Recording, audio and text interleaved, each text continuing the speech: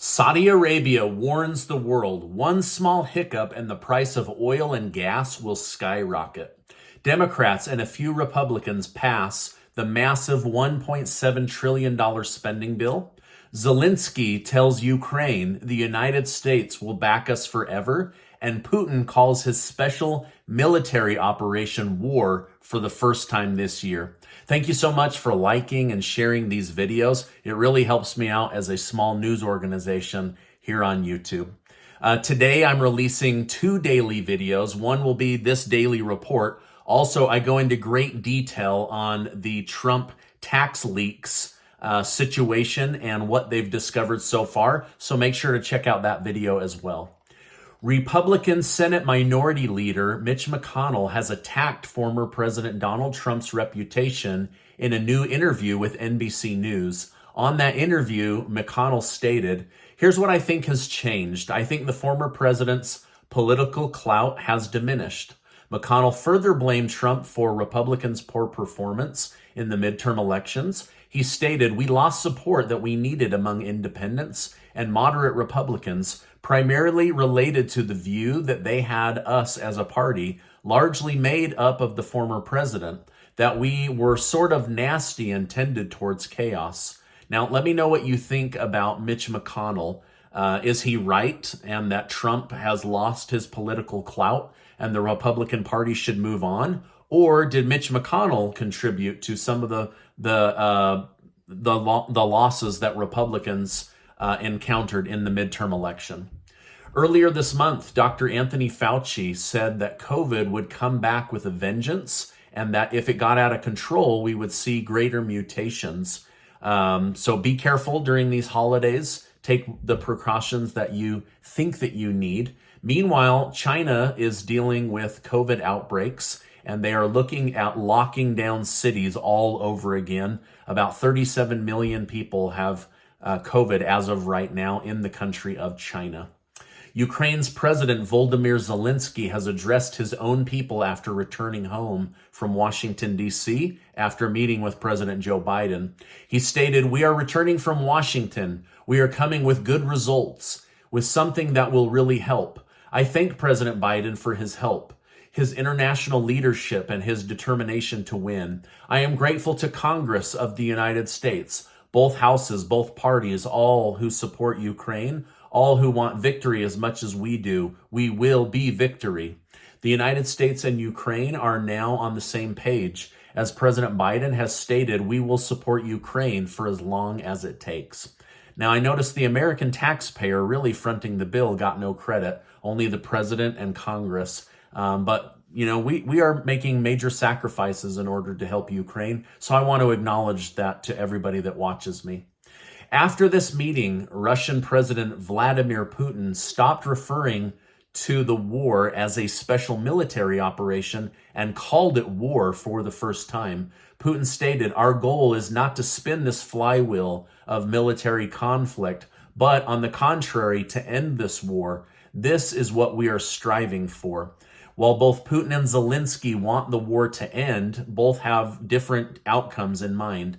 Zelensky wants to rid Ukraine of everything to do with Russia, while Russia would like to keep the territories that they have gained as basically the spoils of war. But many now believe that this war could go on for a very long time, and we will see what Ukraine does to continue to defend itself. But Putin going forward is now referring to this as a war. The CEO of Saudi Aramco, the largest oil producer in Saudi Arabia, has issued a warning that oil prices could see a huge surge in price in 2023. Something we absolutely don't need, but he says the entire world should be worried.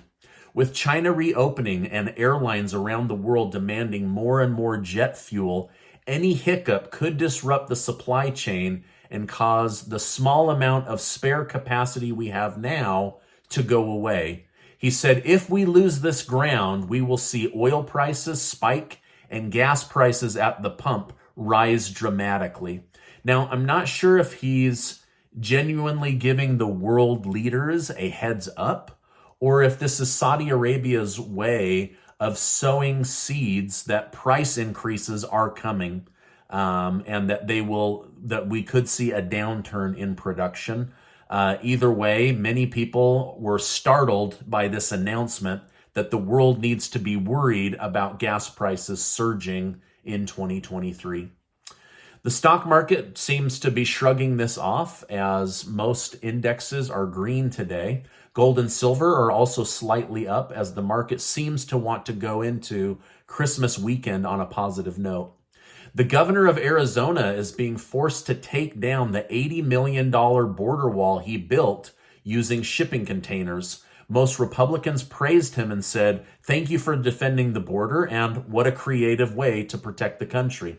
He, however, was told by the federal government and the Biden administration that it is their job to protect the border, not his, with Title 42 being lifted next week and tens of thousands of illegal immigrants expected to flood the border. The federal government wants these makeshift border walls torn down for safety reasons. Now, the White House has reassured the American public there is no border crisis and that all is well in the United States. But I think most of us see the truth. This isn't about safety. This is about allowing illegal immigrants into the country in an easier manner. Let me know your thoughts down below.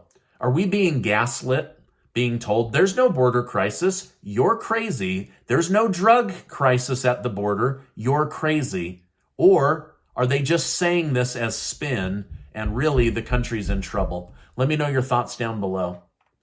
Trump's tax returns were finally released, and they showed that he paid no income tax during his final year as president. Despite making millions of dollars, his income was a net loss due to a massive deduction from his real estate business. Senate Finance Committee Chairman Ron Wyden said, "This is a much bigger issue than Donald Trump. Trump's returns likely look similar to those of many wealthy tax cheats. Hundreds of partnership interests, highly questionable deductions, and debts that can be shifted around to wipe out tax liability." Trump angrily pushed back against the release of his returns and vowed to treat Biden with the same disrespect he's been treated with. He stated, "The new Republican House should immediately obtain the financial records of Joe Biden and his entire criminal enterprise, because that's exactly what it is. Biden is a corrupt politician who spent years selling out America all over the world, including to communist China. Just take a look at his accounts. Just a look at all of his homes, and take a look at what his son Hunter has contributed to the family. The American public deserves to know the truth.